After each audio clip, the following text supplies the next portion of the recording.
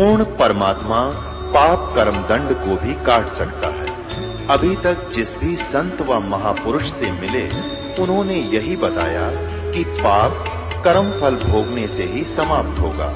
वो प्रभु कौन है जो पाप कर्म को काट देता है, वो काल के बंधन से छुड़वा देता है। उसका क्या नाम है, पूजा की विधि क्या है? कृपया अवश्य सुनिए जगत गुरु तत्वदर्शी संत रामपाल जी महाराज के अमृत वचन।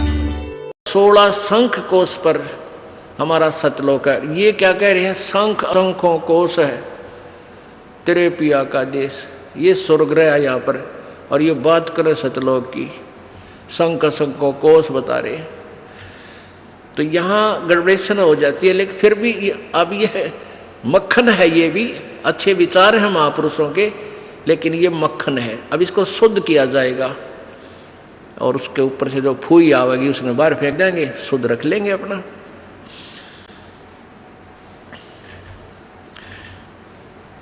बिन सतगुर ना पाइए घर अपने की राह बिल्कुल के, और संता शरण लाग कह तू सुरत शब्द समा। अब ये राधा स्वामी पंथ में एक घाटा जोड़ रहे हैं, सुरत शब्द का अभ्यास कर ले, सुरत शब्द का अभ्यास कर ले। और कैसे 2.5 घंटे सामने बैठे, 2.5 घंटे सुबह नो आकड़ गए, इन्हें ना तो सुरत का बेरा ना शब्द का बेरा। और कैसे सुरत शब्द अभ्यास होता है ये भी ना पता इनको। कहते झूठा ज्ञान ध्यान कहाँ लाओ, ये बात विदा चतुराई। थारा ज्ञान नहीं करने का, नहीं तुम कहाँ ध्यान लगाओगे। और परमेश्वर कबीर जी की वाणी है कि कह कबीर सुनो भाई साधो, ये शब्द गुरु चित चेला रे। अब जैसे गुरु और चेले का कितना प्यार, कितना एक घनिष्ठ संबंध होना चाहिए। कह कबीर तुम चरण चित राखो, जो सुई में डोरा रे। कितना बेस्ट उदाहरण दिया, एग्जाम्पल दिया भगवान ने कि गुरु और शिष्य का इतना लगाव, इतना अपनापन होना चाहिए। जैसे सुई में धागा डाल दे, वो लटकता है, सुई के साथ ही लटकता रहेगा, और नीचे मार देगा वो लकड़े को नहीं क्यों करेगी। तो ऐसे अपना लगाओ अपने सच्चे गुरु में इत लगा लो। तो ये हुआ गुरु शिष्य का प्रेम, गुरु शिष्य का जो ना आपस में संबंध। जब हम यहाँ से जाएंगे तो आपकी यहाँ से मृत्यु होगी, तो आपको गुरुजी ही इतना लगाव होना चाहिए गुरुदेव में कि हमने जो कुछ नहीं चाहिए, परमात्मा गुरुजी आज्ञा पाओ मेरे। तो वो फिर ऐसे आप सीधे वहीं पहुंच जाओगे जहाँ आशा था वासा हुई। तो अब जैसे गुरु और शिष्य का ऐसे लगाव होना चाहिए जो सुई में डोरा रे। तो ऐसे कहा कि फिर शब्द गुरु चित चेला रे। जो मंत्र गुरु जी ने आपको दे दिया वो तो तेरा शब्द, और इस मन, इस चित्त ने, इस मन ने उस शब्द जो मंत्र दे रखा है उसका चेला बना दे। इस मन को उस मंत्र का, इस सुरत शब्द समावे। तेरी सुरती, तेरी मन, तेरी आत्मा उस दिए हुए मंत्र के साथ ऐसे चिपकी रहे, ऐसा ध्यान रखे, इतना उसका सिमरण करे जो सुई में डोरा रे। यानी ऐसे सुरत और शब्द इसको बोलते हैं। जो गुरुजी ने मंत्र आपको दिया है उसके साथ इस मन को इतना जोड़ दे जैसे गुरु और चेले का प्यार हो। तो अब कहते हैं सुर कहे कबीर सुनो भी साधो, अब शब्द गुरु चित चेला रे। गुरु और शिष्य का जो लगाव है, ऐसा ही इस मन को इस मंत्र के साथ ऐसा लगाव लगा, यानी एक पल भी इसने दूर ना हो दे। होले सुहागण सुरता त्यार, मालिक गुर जाना है हेतु तो। होले सुहागण सुरता त्यार है तेरा सुन शिखर बरतार, मालिक गुर जाना। ये सुबह आपको सुना दिया था, अब रह इसका विश्लेषण कर रहे हैं। अब नित्यानंद जी, ये तो कबीर जी का अब वाणी जो आगे आपको सुनाई जा रही है, इससे पहले संतों शरण लाग के सुरत शब्द समाह, संक असंकों को से तेरे पिया का देश, और एक पलक में पाइए ले सतगुरु उपदेश। ये ठीक है कि एक पलक में पाइए ले सतगुरु उपदेश। अब 16 शंख कोश की दूरी पर सतलोक है पाताल लोक से, और पूरे संत से नाम लेने के बाद फिर देर नहीं लगे मालिक पाने की। लेकिन आपके अंदर आपके हृदय में ऐसी श्रद्धा मर्यादा अंतिम श्वास तक बनी रहे। सुन सलहली सैल है गगन मंडल के माँ, और प्रेम बिना पावे नहीं चाहे कोट समाधि ला।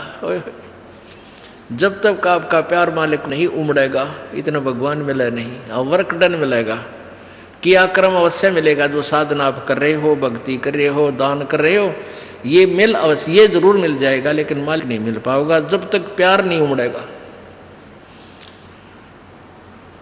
अब कैसे प्यार कैसे उमड़ेगा भाई? जैसे सूरज के आगे बदरा ऐसे कर्म सयारे, भाई प्रेम की पवन करे चित मंजन फिर जल के तेज नयारे।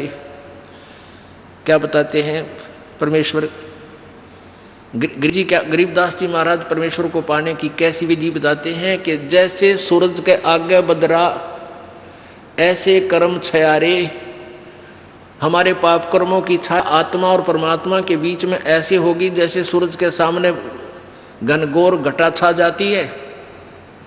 वो घटा, फिर वो बादल कैसे वहाँ से दूर होते हैं, तेज हवा चलती है तो बादलों को तितर बितर कर देती है, और सूर्य का प्रकाश फिर ज्यों का तुम समक्ष होता है। तो ऐसे कहते हैं कि हम आत्मा और परमात्मा के बीच में जो पाप कर्म रूपी जो बादल हैं उनको कैसे दूर फेंका जाए, कैसे छांटा जाए, कैसे खत्म किया जाए। जैसे सूरज के आगे बदरा ऐसे कर्म छयारे, प्रेम की पवन करे चितवंजन झलक तेज नयारे। प्रेम की पवन, इन पाप कर्मों को काटने का, इनके हटने का क्या लक्षण होता है? आपको यहाँ बुलाया जाता है, ज्ञान सुनाया जाता है, आप जी को मंत्र दिए जाते हैं, आप जी को प्रेरित करके आपके हाथों से 2 पैसे दान करवाए जाते हैं, दंडवत प्रणाम कराई जाती है।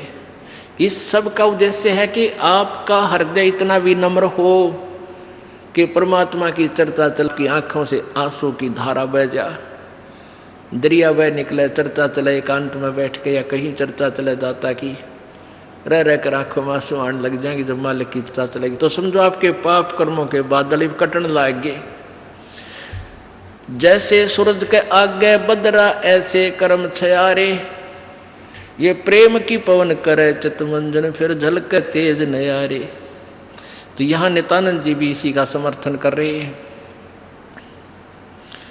सुन सलहली गैल है गगन मंडल के माँ, बिना प्रेम पावे नहीं चाहे करोड़ समाधि ला। और जब तक मालिक में प्यार नहीं होगा, उसकी चर्चा सुनते ही आत्मा में ये झड़ नहीं लगेगा आंसुओं का,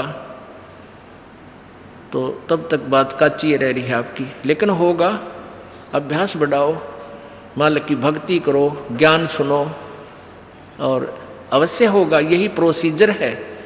किसी के घने बादल हैं, किसी के थोड़े घने हैं, वह भी इसी तरीके से हटेंगे, हवा चलती रहेगी, धीरे धीरे उनको इधर उधर कर दी।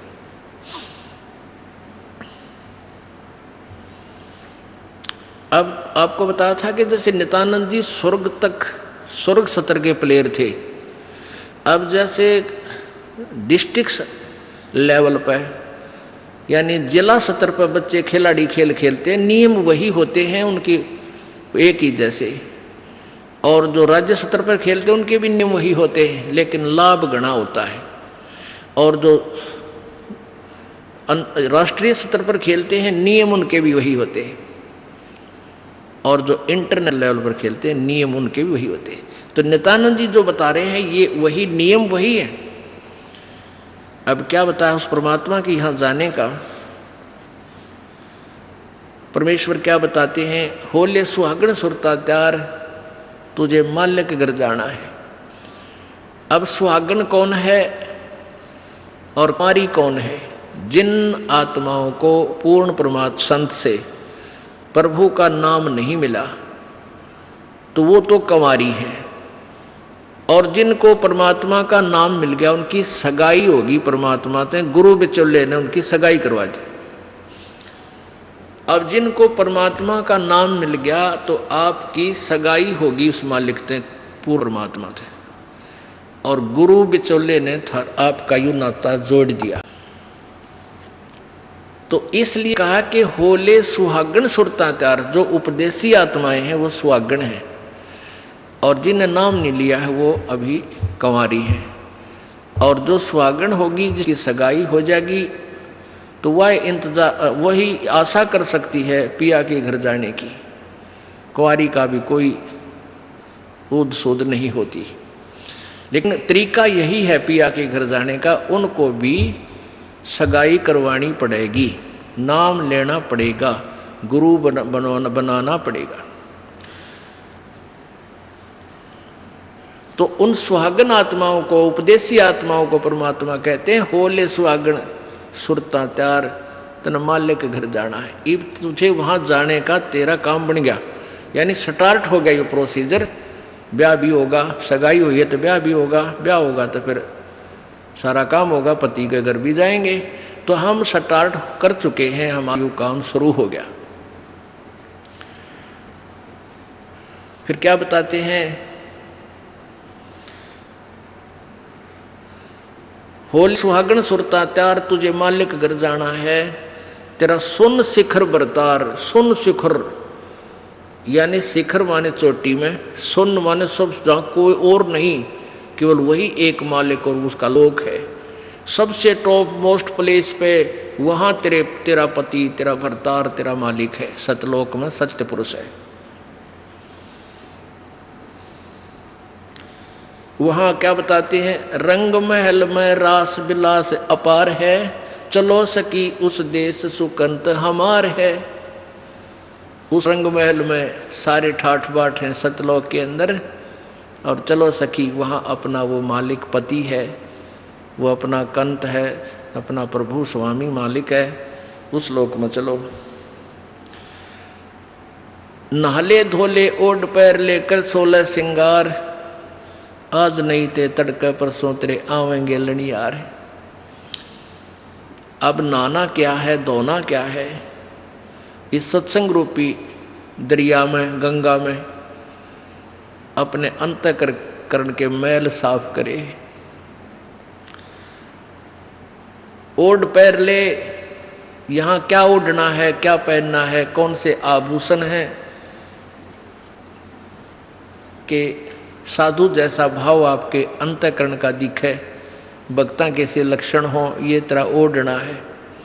और सील, संतोष, विवेक, दया भाव हैं, ये इस प्रकार के 16 तरह आभूषण हैं। जो एक जैसे लड़कियां, वैसे ही उदाहरण देने पड़ते हैं उन्हीं के आधार से। लड़कियां शादी जब हो जाती है तो आभूषण पहनती हैं इसलिए कि तू अपने पति को अच्छी लगेगी।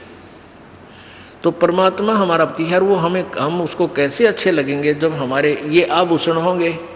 नम्रता होगी, दया होगी, शील, संतोष, विवेक से हम चलेंगे, किसी की आत्मा नहीं दुखावेंगे, हैं, इस दान धर्म करेंगे, सेवा करेंगे, तो तब उस मालिक को हम अच्छे लगेंगे, पसंद होंगे, तब वो हमें स्वीकार करेगा। और सुमन, ध्यान, भक्ति, ये पांचों यज्ञ करके अपनी कमाई करके अपना दहेज बना ले। फिर क्या बताते हैं? आज नहीं ते तड़के परसों, या अब तेरा कभी ना कभी जाने का समय अवश्य आएगा। तेरे साथ की कितनी जाली तू क्यों लारी वार, और गुड़िया खेलत न जन्म खो दिया लाया नहीं विचार। पहले हम बालक से थे, आजकल तो वो सारा छूट गया प्रोसीजर, तो मॉडर्न सिस्टम हो गया। बालक खेल भी गेला, कंप्यूटर तो खेल रहे हैं। पहले क्या था, हम छोटे छोटे बालक थे उस समय, जैसे दहेज देते थे लड़कियों को, तो उनका के देश था, ऐसे कोई क्या करते थे, लड़की को भेजना होता था तो उसके लिए कपड़े लाते, तो उसको क्या बताया जाता था कि इसको आगे वाली इसकी जो ना सास, ननंद, पितृ और आसपास की जितनी लेना देना होता है, तो उनकी न्यों क्या करते, 40 तीड़ अग्निया की लाइयो, 40 सूट।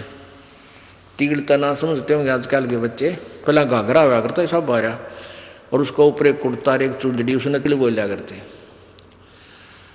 तो न्यों क्या करते, ये 40 और पहले दिखा करते, उसको भेजने से पहले लड़की को गाँव की औरतें आती थी गीत गाती हुई, और वो देखा करती ये 40 तगलियाँ की हैं, ये 20 पछलियाँ की हैं, ये फलानियाँ की हैं, ये छोरी के हैं, ये दूसरे ससुरे की हैं, तो ऐसे बताते थे। तो वो छोटी लड़कियाँ होती थी ना, छोटी छोटी, पहले स्कूल स्काल कोई जाता नहीं था, वो अपने टाइम पास कराया करती, कहते गोबर बिटोड़ा करती ना। फिर वो छोटी होती तो क्या करती थी, वो छोटे छोटे टुकड़े कपड़े सिलने के बाद दर्जियों के पास हो जाते थे, उन इकट्ठे कर लेती और उनके ऐसी सतह बनता है करके, और 40 तन्यारी गिनकर डाल लेती, एक गठड़ी बांध कर उसमें, और 20 न्यारी धर लेती, न्यों का, और एक गुड़िया बना लेती, एक खिलौना बना लेती, एक गुड़िया सी खिलौने की स्त्री सी, और उस गुड़िया ने फिर गेला और गुड़िया ने बांध देती गठड़ी में, ये इसकी तीड़ अगलियाँ की, ये पछलियाँ की,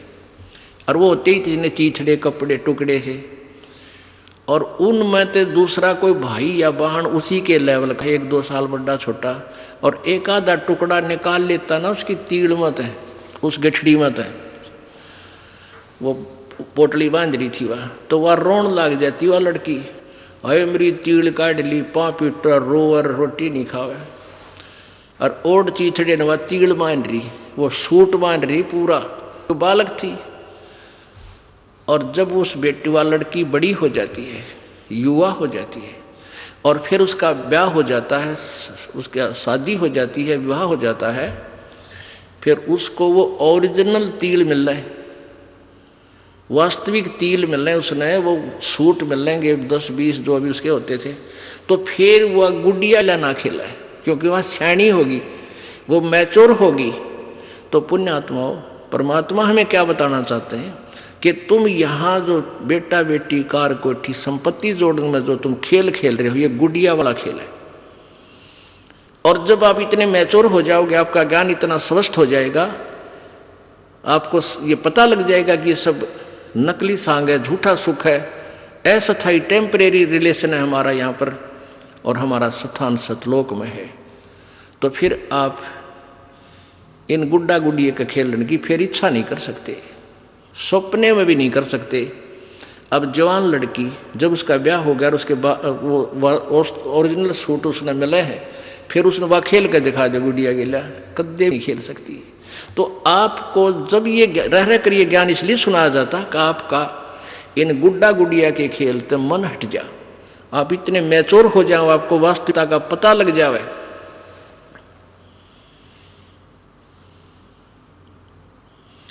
तेरे साथ किए कितनी जाली, तू क्यों लारी वार, गुड़िया खेलत जन्म गवाया, लाया है नहीं विचार, मालिक के घर जाना है।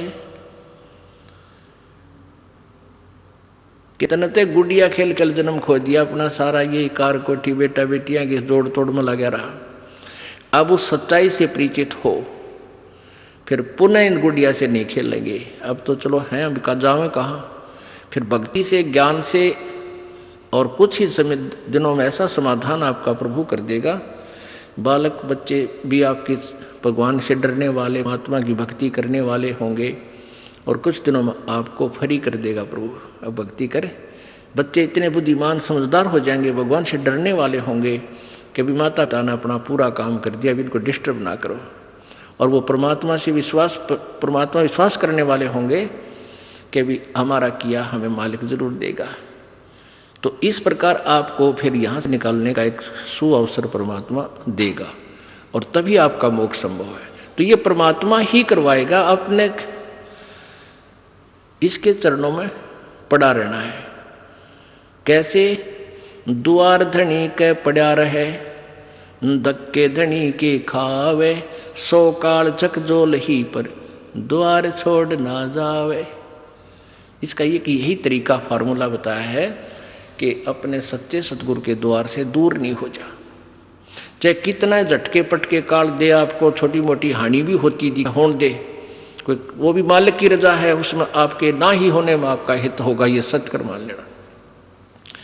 तो फिर आपने हर पहलू को अपनाना होगा कि राज्य क्रमता राम की रजा धरे जो शीस, दास गरीब दरस परस तिन बैठे जगदीश। कच्चा हीरा कृच हुए नहीं सह गण भार, और ऐसा मन ये हो रहा वहां लेख ले करता रहे। एक हीरे की परख करने का क्या तरीका बताया है? ऐरण के ऊपर एक लोहे का ऐसा थंब बसा हुआ धरती में गाड़ी रखा हो, इतना ऊपर, वो 8 बाई 8 इंच चौड़ा उसका ऊपर का सरफेस होता है, और ऊपर तक घन इतना बारा 2 दड़ी पक्के का लोहे का डंडे में, और उसको न्यू मारा करें। ऐरण के ऊपर लोहे के उस ऐरण पर रखकर लोहे के उस पटड़े से पर हीरा रख दिया जाता है, और ऊपर से घन ठोका जाता है, और हीरे का निशान भी नहीं होता, वो पक्का है। और जब वो कच्चा है तो क्रच हो जाएगा, उसमें निशान पड़ जाएगा, टूट फूट जाएगा। तो कहते परमात्मा तुम्हारा वहाँ ऐसे परीक्षा लेगा, आपको यहाँ से पार करने के लिए ऐसे घण मार के देखेगा। कच्चा हीरा कर्च हुए नहीं सह घण भार, नहीं सह घण मार, और ऐसा मन यू हो रहे जहां फिर लेखा ले करता रहे। तो परमात्मा बताते हैं कि समझा है तो शर दर पाओ, बहुर नहीं रे ऐसा दाओ। बोलो सतगुरुदेव। राम नाम रटते रहो जब तक घट में प्राणे, कभू तो दीन दयाल के बिनक पड़ेगी कान।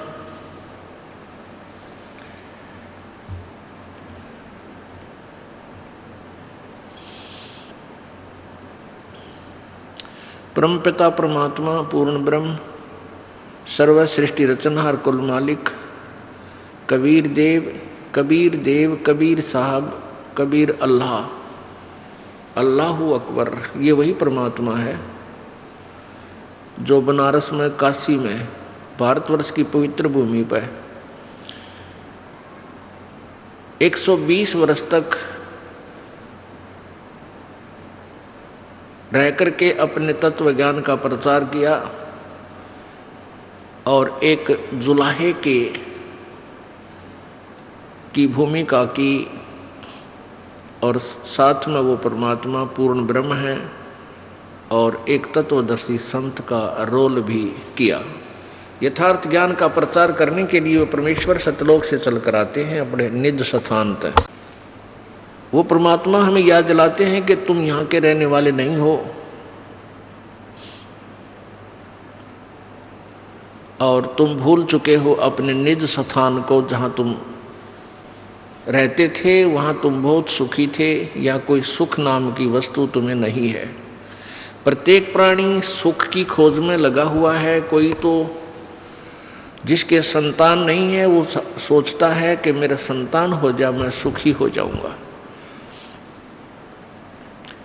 जो निर्धन है वो सोचता है मैं धनवान हो जाऊं, मैं सुखी हो जाऊंगा। कोई व्यक्ति है जिसके पास थोड़ा बहुत धन है, वो सोचता है कि मैं कोई एमएलए मंत्री बन जाऊं, मेरी मौज हो जाएगी। एमएलए मंत्री बनने के बाद उसकी नीयत बन जाती है कि मुख्यमंत्री बन जाऊं, शायद मेरे ठाठ हो जाएंगे, मौज हो जाएगी, सुख होगा। वहाँ भी उसको सुख नहीं। फिर उसकी नीयत बनती है कि प्रधानमंत्री बनूं, शायद तब मेरी मौज होएगी। लेकिन यह सुख नाम की चीज किसी को नहीं है। प्रत्येक प्राणी पीड़ित है। ऊपर से हमें ऐसा लगता है जैसे ये सुखी है, लेकिन अंदर से उसको घुन की तरह टेंशन खा रही होती है। अब सतलोक के जो हम जहाँ से हम आए थे उस उस स्थान का भेद हमारे को किसी ने नहीं दिया, क्योंकि काल भगवान जिसके लोक में हम फंसे पड़े हैं, इसने हमें बंदी बना करके यहाँ रोक रखा है, हमारी दुर्गति कर रखी है। अब जिस लोक के हम रहने वाले हैं उस देश का वो मालिक आता है, हमारा पिता आता है, जो हम गलती से इस काल के जाल में फंसे हुए उनको समझाता है कि तुम्हारा मूल ठिकाना नहीं है। तुम्हें क्यों नहीं पता लगा? पीछे गए ना आगे गए ना बावड़े, रहते भी सब जहां, बिन साहिब की बंदगी कहीं ठोर ठिकाना ना। परमात्मा कहते हैं भाई पहले जो चले गए तुम्हें छोड़कर, वो काल ने भ्रमित कर दिए, कहीं के कहीं पटक दिए ठाकर, वो तो वापस आए नहीं। यूँ बताने के लिए आगे बहुत बुरी दुर्गति है, और जो रह रहे हैं शेष ये भी चले जाएंगे, ये भी मर जाएंगे। साथी हमारे चले गए हम भी चालन हारे, कोई कागज में बाकी रह रही तात लगी है वार। अब यह इतने दुखी हैं हम, जिसकी मृत्यु होगी उसको तो हम सोच लेते हैं मर गया भाई मर गया, कोई बात नहीं, इसका अंतिम संस्कार करो और क्रिया करके फारिग हो गए। शेष बचे हुए ये सोचते हैं हम अभी नहीं मरेंगे। परमात्मा कहते हैं विचार करो, जैसे वो चले गए वो भी यही सोचे हुए थे हम अभी नहीं मरेंगे। साथी हमारे चले गए और हम भी चालनहार। परमेश्वर अपने ऊपर ही ये सब उदाहरण दे करके हमें समझाना चाहता है। और कोई कागज में बाकी रह रही तात लागरी वार, अभी तेरे सांस शेष हैं प्रभु के कागजों में, इसलिए तू शेष बचा है। जिस दिन वो कागज पूरे हो जाएंगे, एक सेकंड ना घर वाले रखें और तो रखेगा कौन। तो क्या बताते हैं कि आगे गए ना बावड़े, बावड़े माने वापस नहीं आए, और रहते भी सब जहां, और बिन परमेश्वर की बंदगी की ठोर ठिकाना ना। आज आपने अपना घर, अपना देश, अपने बच्चे अपना ठिकाना मान रखा है कि हम यहाँ रहते हैं, ये हमारा ठिकाना है, और कल मृत्यु हो जाती है। कहाँ गए? पुण्यकर्मी स्वर्ग में, पाप किए हैं फिर स्वर्ग में जब पुण्य समाप्त हो जाएंगे फिर नरक में, और जब नरक वो पाप नरक के जितने भोगने हैं वो भोग पूरे हो जाएंगे, समाप्त हो जाएंगे, फिर पृथ्वी पर गधे की योनि में, गधे की योनि का संस्कार पूरा हुआ, फिर कुत्ते की योनि में, कुत्ते का पूरा हुआ, फिर दूसरे की योनि में। कितना ठोर ठिकाना ना स्वर्ग में ठोर ठिकाना, ना नरक में ठोर ठिकाना, ना मनुष्य जीवन में ठोर ठिकाना, ना देवता रूप में तेरा ठोर ठिकाना, क्योंकि यहाँ तो जन्म और मृत्यु का अटल विधान है। एक ऐसा स्थान है जहाँ जाने के बाद फिर मृत्यु नहीं होती, वहाँ कोई दुख नहीं, वहाँ बुढ़ापा नहीं और मृत्यु नहीं। ये दो दुश्मन है इस प्राणी के। एक तो वृद्धावस्था, सबसे भयंकर दुख है वृद्धावस्था। अब कोई रोग हो गया, उसका ट्रीटमेंट हो जा, इलाज है। इस वृद्धावस्था का कोई इलाज नहीं। इसका इलाज है लेकिन ये प्रोसीजर लंबा है। परमात्मा के चरणों में आवे, पूर्ण ब्रह्म की साधना करे, परम संत से लेकर आखिरी सांस तक सच्चे दिल से भक्ति करे, तो बुढ़ापे में आने वाली आपदाएं बहुत हल्की हो जाएंगी, बहुत फर्क पड़ जाएगा। लेकिन रहेगी वृद्धावस्था, उठा जाना बैठा जा, पर इतना फर्क हो जाएगा, चीस भड़क कम हो जाएगी, इतना राहत आपको अवश्य देगा। परमात्मा की भक्ति से राहत मिलेगी। और न मृत्यु का विकल्प यहाँ पर एक ऐसा स्थान है सतलोक, जहाँ हम रहा करते थे, वह ना मृत्यु होती थी ना वृद्धावस्था होती थी। ओए होए, हम उस सुख सतल को छोड़कर इस काल के लोक में दुख सतल पर आ गए। इस काल भगवान ने हमें इतना भ्रमित कर दिया, मिसगाइड कर दिया कि हम अपने मूल ठिकाने को इतना भूल गए, अब विश्वास भी नहीं होता कि भगवान खुद आके बताएंगे कि और स्थान है यहाँ इनसे आगे, तो मन मानने को तैयार नहीं होता। काल यही चाहता है कि ये भूल जाओ उस भगवान को, कहीं ये यहाँ से निकल ना जावे, क्योंकि काल भगवान जो यहाँ का मालिक है, ब्रह्म जिसको ज्योति निरंजन भी कहते हैं, उसको श्राप लगा हुआ है। 1 लाख मानव शरीरधारी प्राणियों का नित्य आहार करता है, इसलिए उसने ये अपने खाने के लिए अपने तीनों पुत्रों से, रजगुण ब्रह्मा से, सतगुण विष्णु से, तमगुण शिव जी से, इनसे यहाँ व्यवस्थित किया हुआ है, अपना यू बाग लगा रखा है।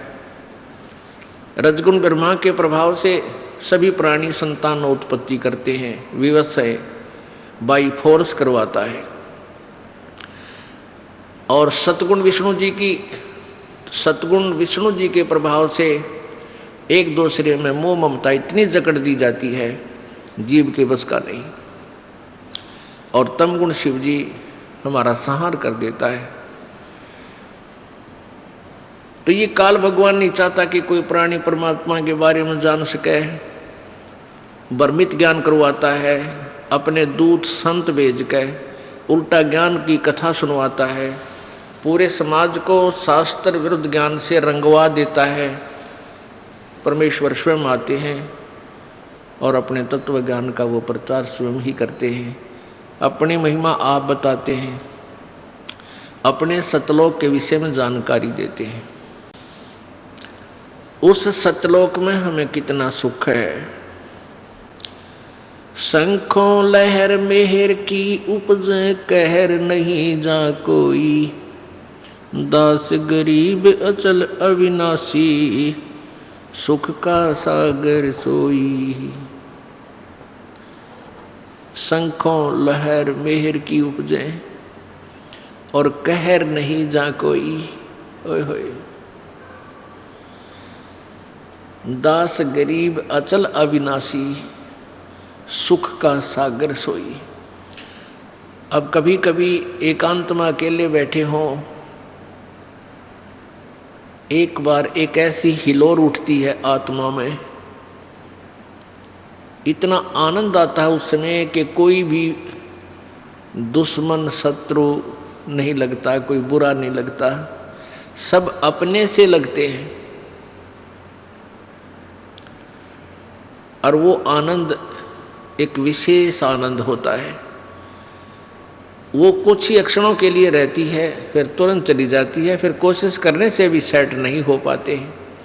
उसके जाते ही फिर कहर की लहर शुरू हो जाती है, उसको ऐसे कर दूंगा, उसको ऐसे कर दूंगा, उसने मेरी हानि कर दी। भाई लड़की नहीं ब्याही गई, किसी की बेटी की ब्याह हो गया तो बेटी का बालक ना होए, भगवान क्या होगा, कहीं वो छोड़ ना दें। और इसी प्रकार ना जाने बिना गिनती की टेंशन और वो कहर की लहर प्रारंभ हो जाती है। परमात्मा कहते हैं उस सतलोक के अंदर, गरीबदास साहिब जी बता रहे हैं, आंखों देखा कबीर परमेश्वर की कृपा से गरीबदास जी महाराज जी ने सतलोक के दर्शन किए थे और परमात्मा को देखा था। उन्होंने आकर बताया था कि हम सुल्तानी नानक तारे दादू को उपदेश दिया, जाति जुलाहा भेद न पाया वो काशी माए कबीर हुआ।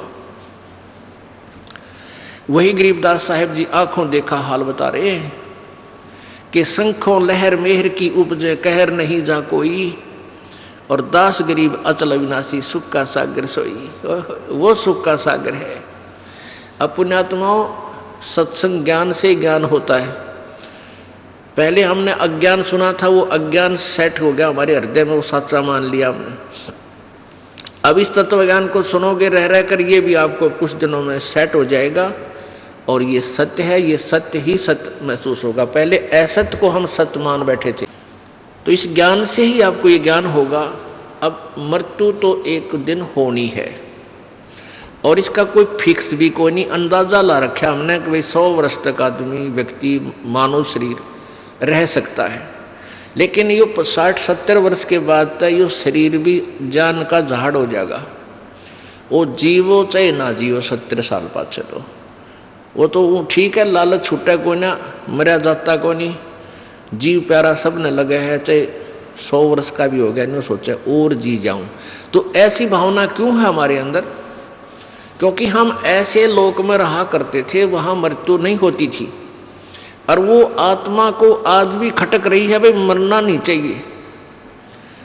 हम सतलोक में रहते थे, वह मृत्यु नहीं होती थी। तो इसलिए अब भी इस आत्मा को न्यू लगा है, यो क्यों मर गए, हम क्यों मर रहे हैं, ये मरना नहीं चाहिए। तो ये बीमारी तो, इसका विकल्प तो यहाँ है ही नहीं। यहाँ तो हार्ड एंड फास्ट रूल है, अटल नियम है यहाँ का, जो जन्मा सो मृत्यु होगी, मृत्यु होगी उसका जन्म जरूर होगा। और सतलोक में ये नियम है कि वहाँ पुनर्जन्म नहीं है, वहाँ वृद्ध अवस्था नहीं है, युवा शरीर रहेगा, सदा युवा शरीर रहेगा, किसी चीज़ का अभाव नहीं, कोई वहाँ काम नहीं, और ये हार्ड चाम का शरीर नहीं। पुण्यात्माओं, ज्ञान से ही ज्ञान होता है, सुनने से ही ज्ञान होता है, सत्संग से आपको प्रेरणा मिलती है कि हम अपनी मृत्यु तो होनी ही है, अवश्य होनी है। तो क्यों ना हम अपना पूरी टारगेट, पूरा उद्देश्य सच्चे दिल से सतलोक जाने का बनाए। क्योंकि इस ज्ञान से आपको ये प्रमाण मिलेंगे, 100 प्रमाण देगा ये दास आपको कि ये लोक अपना नहीं है, अपना लोक सतलोक है। और उस सतलोक को किस किस ने सेकंड किया है, किस किस ने समर्थन किया है, खुद परमेश्वर ने आके बताया कबीर जी ने।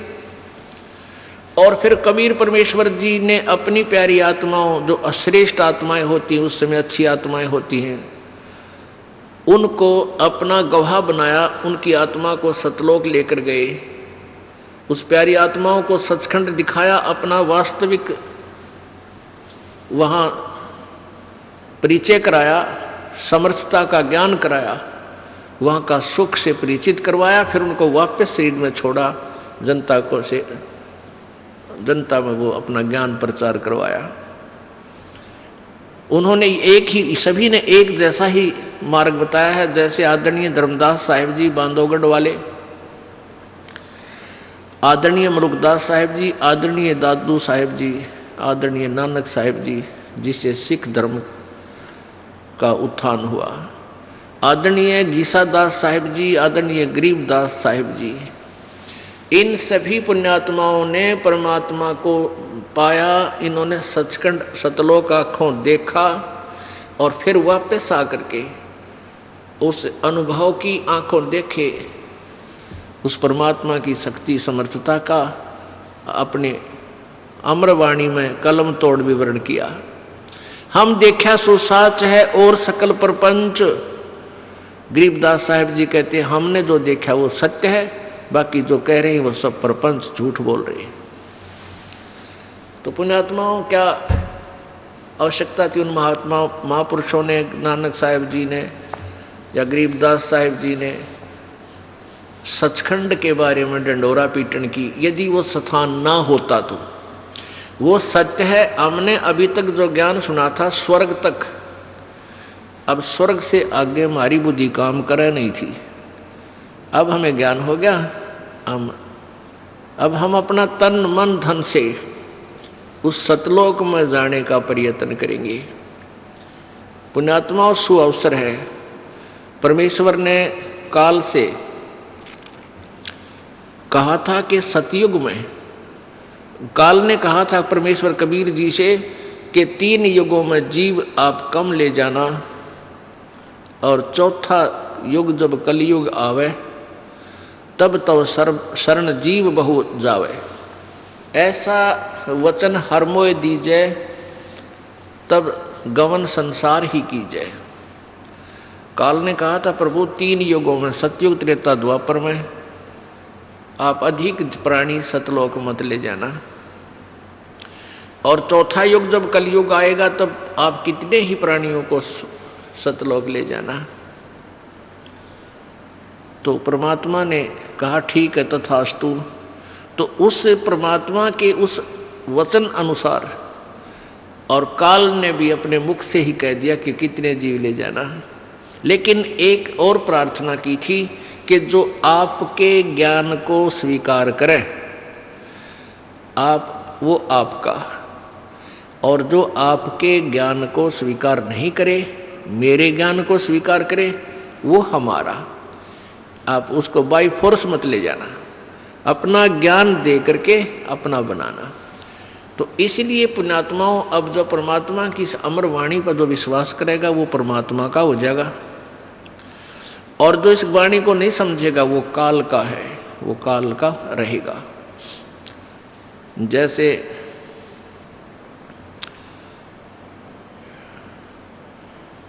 ये कोयल होती है, कोयल ये अपना अलग घोंसला बना के अपने अंडे उत्पन्न नहीं करती, क्योंकि ये कौवे जो होते हैं कोयल के अंडों को खा जाते हैं। वो क्या बुद्धिमत्ता करती है कि मादा कौवी जो होती है, मादा कौवा कौवी, वो जहाँ भी उसने अंडे उत्पन्न कर रखे होते हैं घोंसले में, जब वो कहीं इधर उधर चुग्गा चुगने जाती है, आहार के लिए बाहर जाती है, तो मादा कोयल तुरंत वहाँ जा कर के अंडे उत्पन्न कर देती है। 2 उस कौवी के होते हैं, कौवे के अंडे होते हैं, और 2 कोयल के। अब वो कौवी वापस आती है, वो देखती है 4 अंडे हैं, वो पहचान नहीं पाती है मेरे कौन से हैं, इसलिए वो चारों के चारों की परवरिश कर देती है, उनको से करके मैच्योर बना देती है, बच्चे निकाल देती है। अब कोयल और काग के बच्चों में कोई अंतर नहीं होता जब तक वो छोटे होते हैं। अब वो मादा जो कोयल होती है वो देखती रहती है कि तेरे बच्चे इस घोंसले में हैं और इन चरवा मत हैं, वो भी नहीं पहचान पाती है कि मेरे कौन से हैं। जब वो बच्चे कुछ उड़ने लग जाते हैं, दूर दूर तक उड़कर वापस आते हैं, वो देख लेती है कि अब ये सैर सपट्टा करने लायक गए, तो फिर वो दूर वृक्ष पर बैठ गए अपनी बोली बोलती है, कुहू कुहू कुहू। जो कोयल वाले बच्चे होते हैं वो अपनी माँ की बोली को पहचान जाते हैं, वो ऐसे ऐसे करते हैं। और कौवे वाले का बामा भी कोनी, वो तो बेड़ा के बीन बजाई जा रही है। अब काग वालों के बच्चों, काग वाले बच्चों के उस वाणी का प्रभाव नहीं हो रहा, और कोयल वालों का हो गया। उन्होंने देखा कि ये आवाज़ उधर से आ रही है, तो वो कोयल वाले बच्चे उड़कर उस आवाज़ की तरफ चल पड़ते हैं, और कोयल फिर उड़कर कुहू कुहू करती हुई आगे को चल पड़ती है। पीछे उसके पीछे कौवी भागती है कि मेरे बच्चे गए। अब पीछे से कौवी भी उड़ती है उस अपने बच्चों को के पीछे कि मेरे बच्चे गए। वो कोयल बोलती हुई दूर तक चली जाती है, वो बच्चे भी उस कोयल की आवाज़ सुनकर उसके पीछे पीछे दूर तक चले जाते हैं। वो कौवी वापस आ जाती है कि ये तो गए सो गए, कहीं उन मेरे दूसरे बच्चों को कोई हानि ना पहुंचा दे। वो पीछा छोड़ देती है और वापस आ जाती है। पुण्यात्माओं, इस परमेश्वर की वाणी को काग वाले यानी काल वाले नहीं समझेंगे। ये तो परमेश्वर के बच्चे, कोयल वाले बच्चे इसको तुरंत समझ जाएंगे। उनको अग्रम मग्रम नहीं हो सकती, क्योंकि इतने प्रमाण दास दे देगा, इस मन पापी को गुंजाइश नहीं रहेगी बकवाद करने की। और फिर भी नहीं कोई मानता है तो वो कोयल का नहीं, परमात्मा का नहीं, वो तो कौवे का है, काल के ही जाल में धक्के खान का है। शंखों लहर बिहर की उपजे और कहर नहीं जा कोई, दास गरीब अचल अविनाशी वह सुख का सागर सोई। गीता जी अध्याय नंबर 15 के श्लोक नंबर 1 से लेकर 4 में इनमें बताया गया है कि ये उल्टा लटका हुआ संसार रूपी वृक्ष है। ऊपर को मूल मालिक वो परम दिव्य पुरुष यानी परम अक्षर ब्रह्म तो समझो इस संसार रूपी वृक्ष की मूल है। मूल माने जड़, वृक्ष की जड़ें और तना और नीचे को तीनों गुण रूपी शाखा हैं। 15वें अध्याय के प्रथम श्लोक में बताया है कि इस उल्टे लटके हुए संसार रूपी वृक्ष के पत्तों सहित और शाखा सहित ऊर्ध्व मूलम अधः शाखम, ऊपर को जड़ और नीचे को शाखा वाला ये संसार रूपी पीपल का वृक्ष जानो। और जो संत इसके सभी विभाग बता देगा, तना कौन है, डार कौन है, टहनी कौन भगवान है, शाखा कौन भगवान है और पत्ते कौन है, यानी सभी पार्ट अलग अलग से विभाग बता दे, स वेदवित, वो वेद के तात्पर्य को जानने वाला है, अर्थात वो तत्वदर्शी संत है। गीता जी अध्याय नंबर 4 के श्लोक नंबर 32 में कहा है कि पहले जो 25 से लेकर 30 में जो क्रियाएं बताई है साधकों की, वो सभी साधक अपनी क्रियाओं को, अपनी साधना को पाप नाशक जानकर ही कर रहे हैं। लेकिन उस चौथे अध्याय के 32वें श्लोक में कहा है गीता जी में कि उस सच्चिदानंद घन की वाणी में ब्रह्मणे मुखे, अनुवादकर्ताओं ने ब्रह्मणे मुखे का अर्थ गलत किया है। इस दास के द्वारा किया हुआ अनुवाद गहरी नजर गीता में आप पढ़ सकते हो यथार्थ रूप में।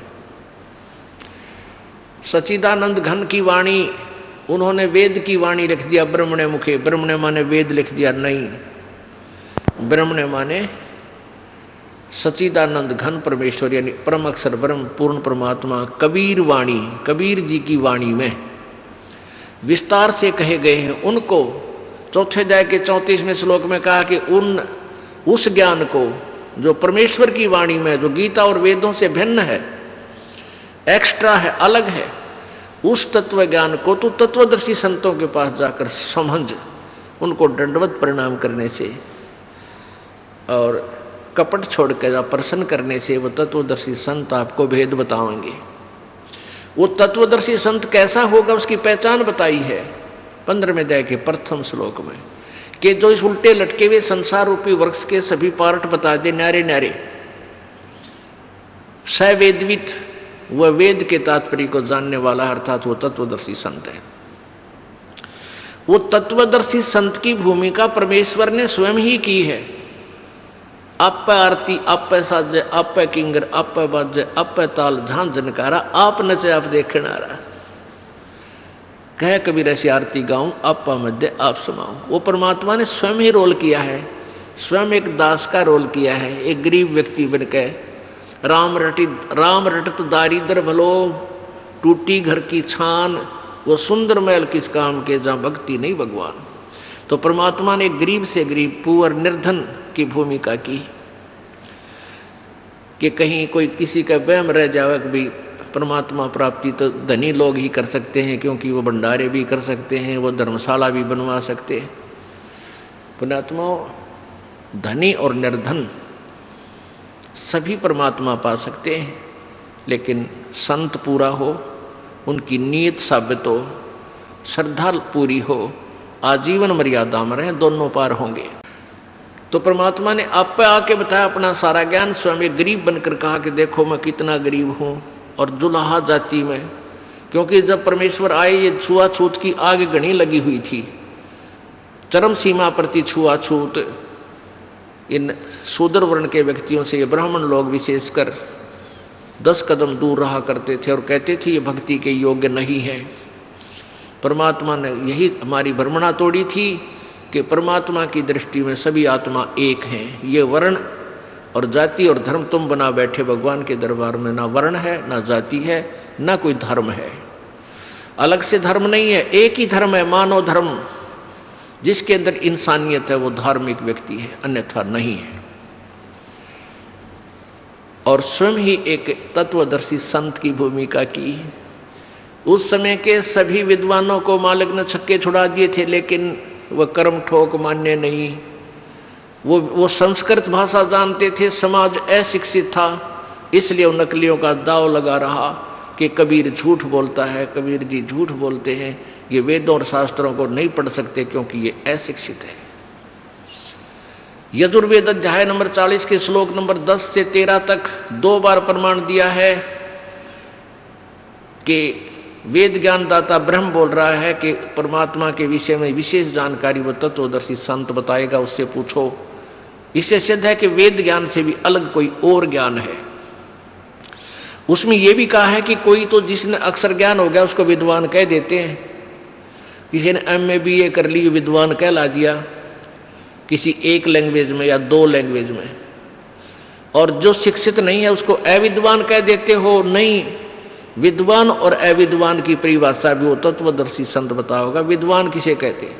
तो कबीर परमेश्वर जी विद्वान थे, वो संस्कृत की भाषा जानने वाले विद्वान कहलाते थे, वो विद्वान नहीं थे क्योंकि उनको अपने संत ग्रंथों का ज्ञान नहीं था, ना वो वेदों से परिचित थे, ना वो पुराणों से परिचित थे जिनकी ओट में डंडोरा पीटा करते। तो परमात्मा ने स्वयं ही आकर बताया, तत्व ज्ञान अपनी महिमा आप पर बताई। अक्षर पुरुष एक पेड़ है, निरंजन वा की डार, ये तीनों देवा शाखा है, भाई पात रूप संसार। परमेश्वर ने स्वयं आकर बताई अपनी महिमा, अपने द्वारा रची सृष्टि का ज्ञान वो स्वयं ही बताते हैं, और को नहीं मालूम बिल्कुल भी। ये अक्षर पुरुष एक पेड़ है, जो जमीन से बाहर नजर आता है उसको पेड़ बोलते हैं। ये समझो एक पेड़ है,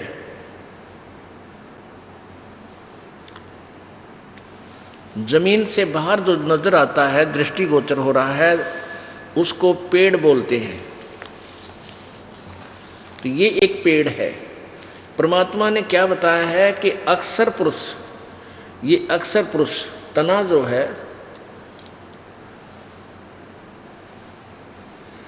ये तो तना है, और निरंजन ये ब्रह्म है, ज्योति निरंजन काल, ये अक्षर पुरुष, सर्वब्रह्म सर्वपुरुष या काल ब्रह्म, इसी को कहते हैं। अक्षर पुरुष एक पेड़ है, निरंजन ज्योति निरंजन भी इस ब्रह्म को बोलते हैं। निरंजन वाकी डार, और तीनों देवा शाखा है, भाई पात रूप संसार। अब क्या बता रहे हैं? परमात्मा ने पूरा विभाग बता दिया, और फिर ये जड़ जो बाहर गुप्त है, प्रोक्ष है, जो भगवान, ये जड़ कौन है? ये पूर्ण ब्रह्म परमेश्वर परम अक्षर ब्रह्म है। अब दूसरे शब्दों में हम इसको ऐसे कह सकते हैं, ये पूर्ण ब्रह्म कबीर साहिब है, परम अक्षर ब्रह्म यही कहलाता है। ये संसार रूपी वृक्ष की मूल है, जड़ है। अब इस जड़ से खुराक चलती है, तना में आती है, तना से डार में, डार से टहनियों में, शाखाओं में, शाखाओं से फिर पत्तों में। हम यहाँ पात रूप संसार। अपने आत्मा, ये तत्वदर्शी संत की भूमिका, तत्वदर्शी संत की पहचान बता दी। परमेश्वर यानी गीता बता रही है, गीता जी में ये विवरण है कि तत्वदर्शी संत वो होगा, 15वें अध्याय के प्रथम श्लोक में गीता जी में, जो उल्टे लटके हुए संसार रूपी वृक्ष के पूरे विभागों सहित बता देगा, वो तत्वदर्शी संत है। अपने आत्मा, कई अनजान व्यक्ति क्या कहते हैं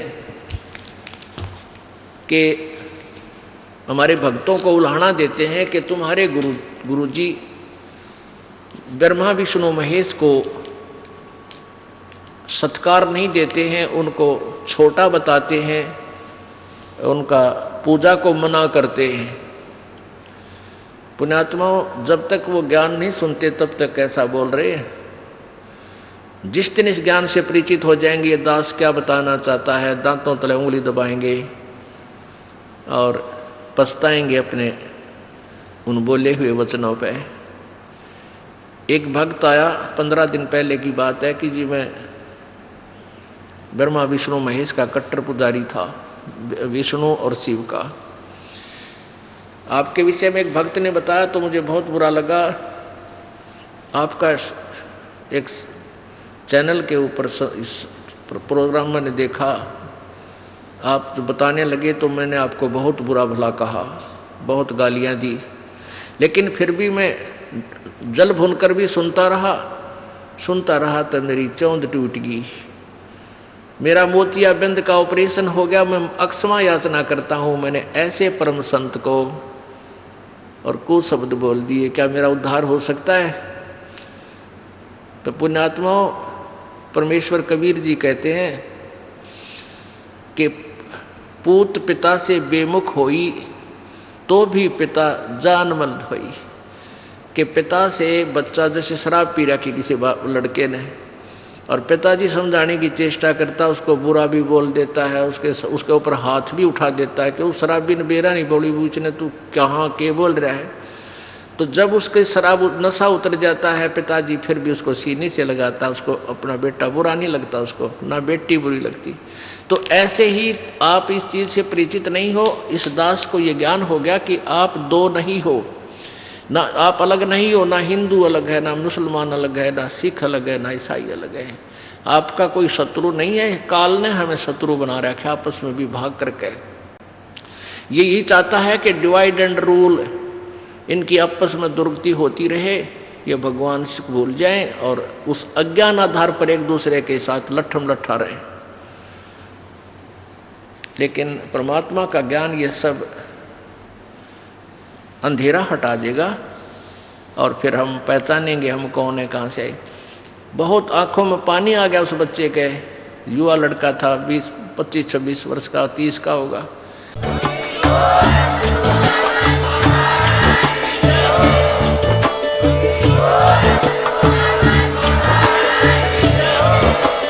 आप सुन रहे थे जगत गुरु तत्वदर्शी संत रामपाल जी महाराज जी के मंगल प्रवचन। अधिक जानकारी के लिए विजिट कीजिए हमारी वेबसाइट www.jagatgururampalji.org। संत रामपाल जी महाराज जी के शुभ आशीर्वाद से पूरे विश्व भर में 500 से भी ज्यादा नाम दीक्षा केंद्र हैं, जिन पर संत रामपाल जी महाराज जी द्वारा ऑनलाइन निःशुल्क नाम दीक्षा दी जा रही है। अपने नजदीकी नाम दीक्षा केंद्र का पता करने के लिए संपर्क करें 8222880541।